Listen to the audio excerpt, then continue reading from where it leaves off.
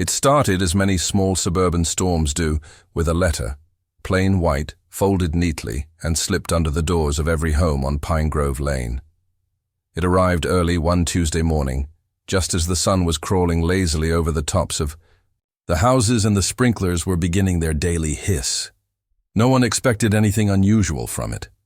After all, notes from neighbors weren't rare in Pine Grove. There were always bake sales, block parties, lost cats, and garage sales to announce. But this letter was different. It was stiff with formality, typed in Times New Roman, double-spaced, with a slightly aggressive perfume of lavender clinging to it. "Dear residents of Pine Grove Lane," it began. "In the interest of communal tranquility and mutual respect, I am proposing the enforcement of quiet hours from 8 p.m. to 8 a.m., effective immediately. This is to ensure that all members of our wonderful neighborhood can enjoy restful evenings and peaceful mornings. Please be considerate and refrain from any excessive noise. This includes loud music, television, social gatherings, lawn mowing, or construction-related activities." It was signed in elegant cursive. Karen Thompson, HOA Vice President, acting. That word, acting, lingered oddly. The official HOA president had moved away 2 months earlier, and Karen had wasted no time in sliding into the role, even though no formal election had occurred. No one challenged it. Karen had always been persistent. She had the kind of energy that came with color-coded planners, cross-referenced spreadsheets, and emails written in bold red font. She remembered birthdays, anniversaries, and, perhaps most annoyingly, infractions against HOA policies, which she recited as if they were scripture. The responses to the letter came slowly. The retired couple next door to her, the Donnellys, were delighted. They'd been grumbling for years about these newfangled speakers and those rock and roll kids. The quiet hours to them were divine intervention. Across the street, Megan and Jordan, new parents of twin boys, nearly cried with relief. The twins had colic and only slept in hard-won slivers of silence. If this meant one fewer car blasting music or teenage laughter echoing past dusk, they were all in. Most people accepted it with a shrug. It wasn't an outrageous request on the surface.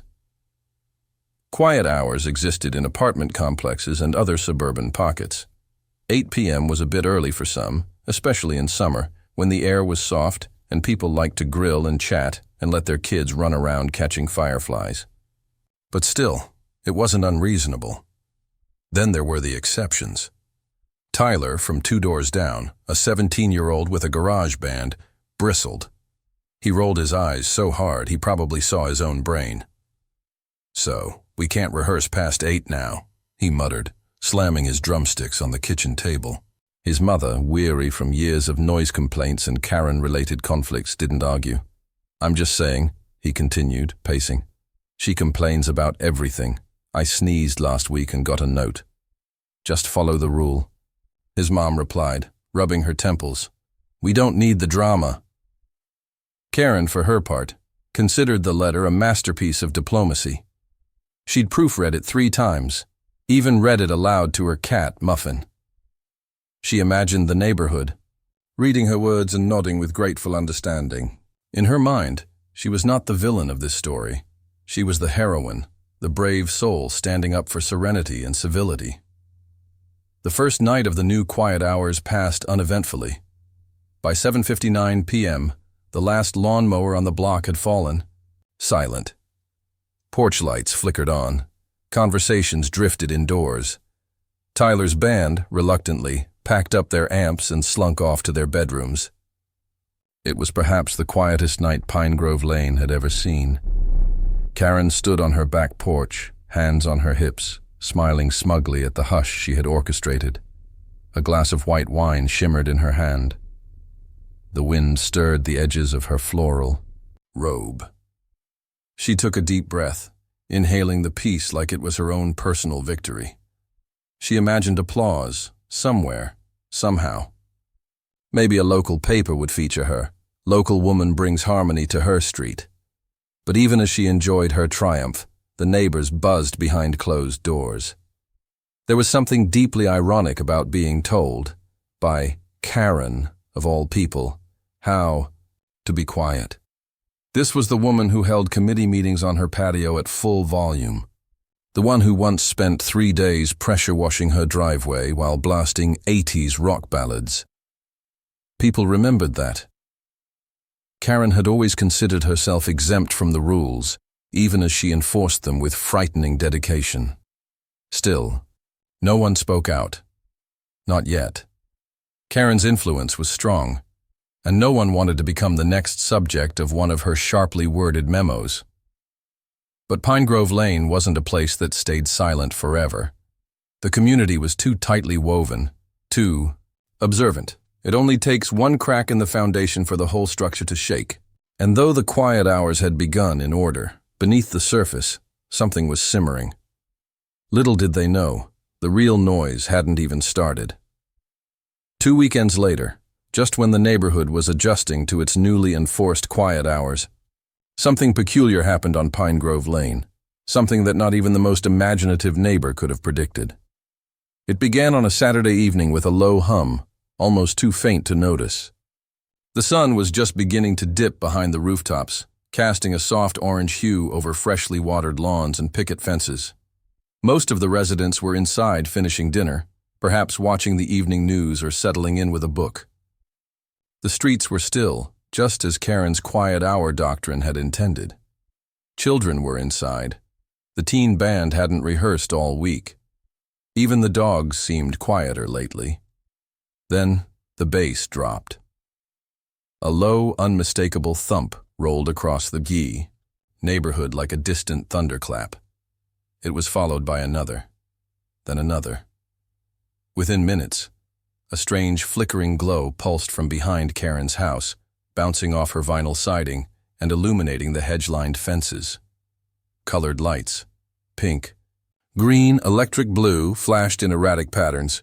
The hum of a crowd rose steadily, layered with laughter, cheers, and music. Loud music. People peeked through blinds and cracked open their windows. "Is that karaoke?" asked Megan, bouncing one of her twins on her hip as she stared through her front window. She turned to Jordan, who had just muted the TV. "Isn't that coming from Karen's place?"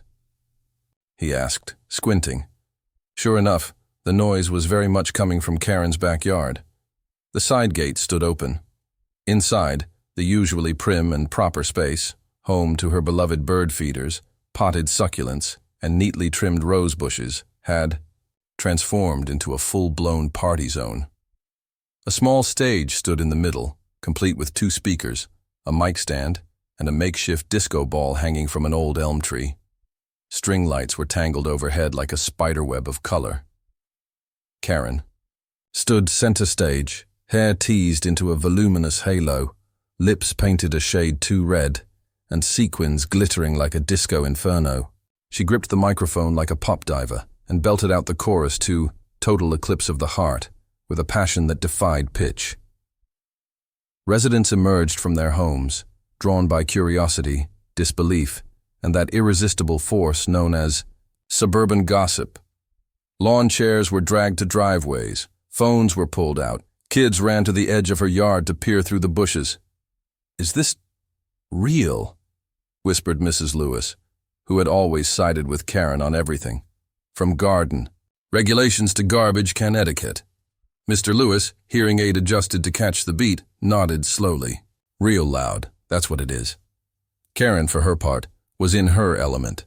She wasn't just singing, she was performing. She worked the imaginary crowd, pointed at imaginary fans, swayed to her own rhythm.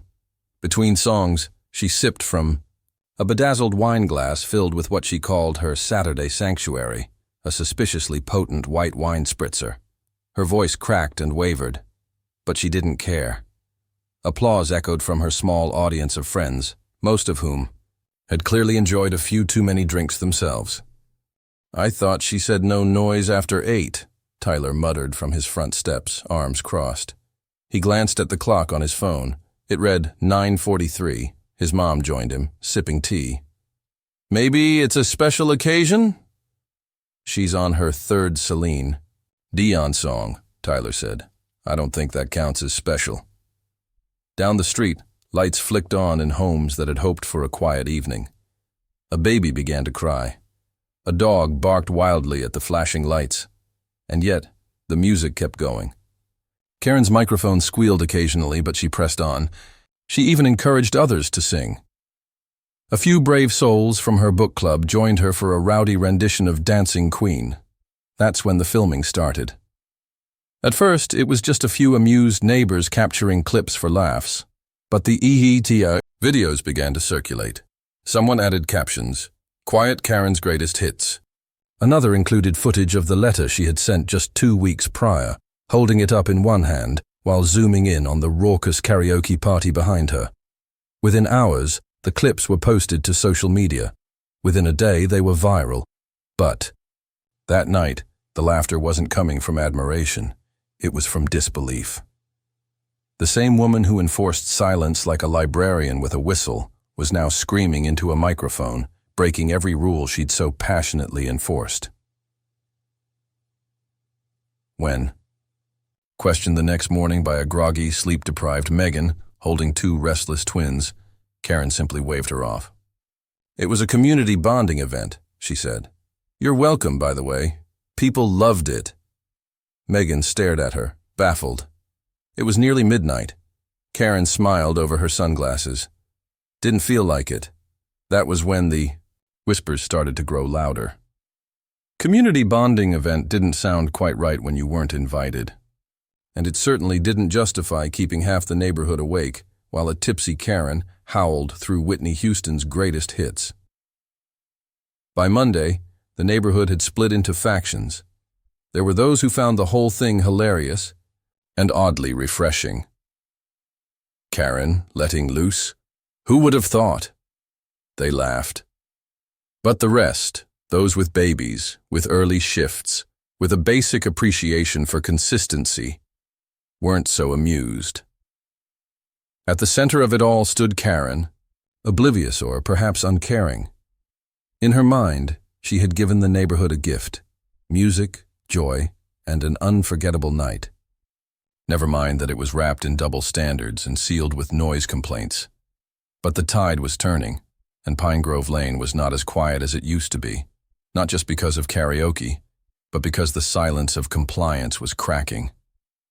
People were talking, people were remembering, and above all, people were planning, because if Karen could sing at midnight, what else could be challenged?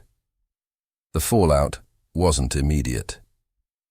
For the first few days after Karen's raucous karaoke night, the neighborhood simmered in that awkward in-between space, where passive-aggressive glances replaced outright confrontation, and whispered front porch conversations carried more weight than formal complaints. Still, something had shifted on Pine Grove Lane.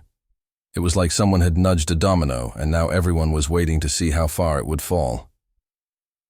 By Tuesday morning, the first video had hit 10,000 views, a shaky phone recording taken from behind. Karen's head showed her belting "I Will Survive," complete with dramatic gestures and a stumble that landed her nearly in her hydrangeas. The caption read, "Quiet hours. Queen goes full diva. Decibels be damned." It was posted by none other than Tyler, the teenage drummer who had spent the last few weeks sulking in silence after Karen's quiet hours edict had effectively shut down his band's rehearsals. To say the post resonated was an understatement. Within hours, more neighbors joined in. There were clips of Karen adjusting the mic with the air of a seasoned pop star, Karen toasting the crowd with her glittery wine glass, Karen encouraging an impromptu conga line through her flower beds. Someone edited all the clips into a montage, titled, "Karen Unplugged, but really very plugged in." It wasn't just amusing. It was fuel for the growing frustration festering behind the suburban smiles.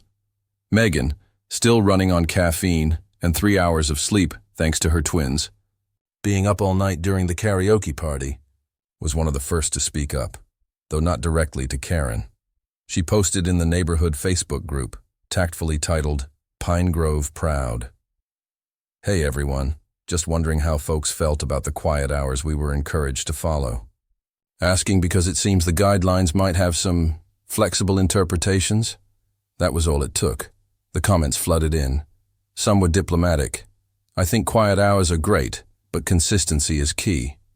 Others were less subtle. So, we can't run a leaf blower at 8:01 p.m., but we can have a disco ball and scream Bon Jovi past midnight? Just checking. A few defended Karen, saying she had done it for the sake of community spirit. Maybe we all need to loosen up a little, one of her book club friends suggested. It was fun. But fun had little to do with the principle now. It was about fairness, hypocrisy, and the fact that the woman who had gone door to door with noise complaints now thought herself above the rules she had set. At Thursday's emergency HOA meeting, the air was heavy with anticipation. It was held at the Community Rec Center, a modest beige building with flickering fluorescent lights and a smell that seemed to be permanently stuck somewhere between lemon cleaner and aging coffee. Karen arrived 10 minutes late, wearing a wide-brimmed hat and oversized sunglasses, sipping iced tea from a mason jar that said, "Blessed," in rhinestones. "Apologies," she said breezily. "I had a little too much fun this weekend. Guess I—" "We all did." No one laughed. The HOA president's chair remained vacant, technically hers now, though still contested by a few who remembered there should have been an election. She sat anyway, flipping open a notebook, clearly expecting to steer the meeting like she always had. But the mood was different. Tyler, surprisingly poised in a hoodie and Vans, was the first to speak. "I just want to ask why we're still enforcing quiet hours if they don't apply to everyone," he said. His voice was calm, almost too calm. Karen blinked. "Excuse me. You shut down our garage band. We stopped playing out of respect. But you get to throw a rave?" "It wasn't a rave," she said, scoffing. "It was karaoke." 11. "Songs," Megan said sharply. 3 of them were Celine Dion. One of them was My Heart Will Go On. My babies were screaming. Karen waved a hand. "I had guests. It was just a bit of fun." Mr. Lewis, normally silent, leaned forward. "But the rules you posted, your rules, said no loud music after 8. You sent a letter." "I think we're missing the point," Karen said, adjusting her sunglasses. "The point is that we need to encourage community bonding and—" "No," said Jordan. "The point is you made rules for us and didn't follow them yourself. That's not leadership. That's entitlement." The room buzzed. People nodded. Someone clapped quietly. Karen bristled. "I'm sorry, but you all sound very ungrateful. I brought us together. People were laughing, singing. When's the last time we had that much joy on this street?" "Joy's not the issue," said Megan. "It's about respect. Respect for the same rules you use to scold others." There was a pause. Then Karen, lips tightening, crossed her arms. "Well, maybe we all need to reevaluate the quiet hours. Perhaps they're too rigid. Maybe we should adjust them." Tyler raised an eyebrow. "So now they're negotiable?" "Karen," said Mrs. Lewis gently, "you can't have it both ways." Silence fell again, thicker this time. Eventually, someone moved to form a vote, a real vote, on leadership. It wasn't about punishing Karen, they said. It was about restoring fairness, trust. The motion passed, almost unanimously. Karen didn't argue. She packed up her notebook with slow, dramatic motions, then stood. "I suppose," she said, "this is what happens when you try to make a difference." No one stopped her as she walked out. Later that night, the street was quieter than usual. Not from fear or tension, but from reflection. It was the kind of silence that meant something had been broken and might finally be fixed. The days that followed were unusually calm on Pine Grove Lane.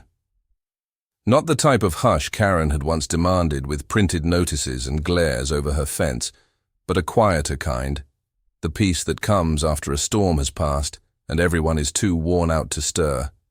The vote had gone through, the neighborhood had spoken, and though no one openly celebrated Karen's removal as acting HOA president, there was a sense of collective relief, like the block had collectively exhaled for the first time in months. The new interim president was Mrs. Patel, a retired school administrator known for her even temper and endless supply of iced lemonade. She didn't send strongly worded letters or organize mandatory neighborhood cleanups.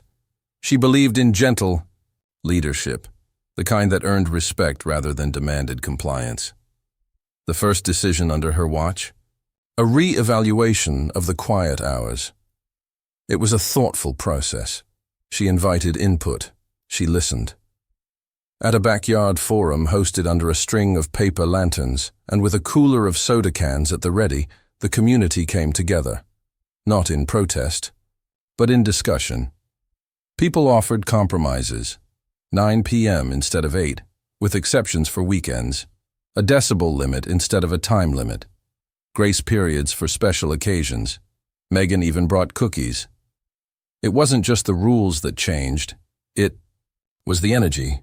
For the first time in a long while, the street felt like a community again, not a cul-de-sac held hostage by one woman's preferences. As for Karen, she didn't vanish exactly. She still lived on the street. Her roses still bloomed. Her cat, Muffin, still glared at everyone from the window, but her presence had dulled. She no longer marched from porch to porch like a neighborhood marshal. She kept to herself mostly. The glittery wine glasses disappeared. The karaoke setup, once the centerpiece of her backyard kingdom, was dismantled and boxed up. But silence doesn't erase memories.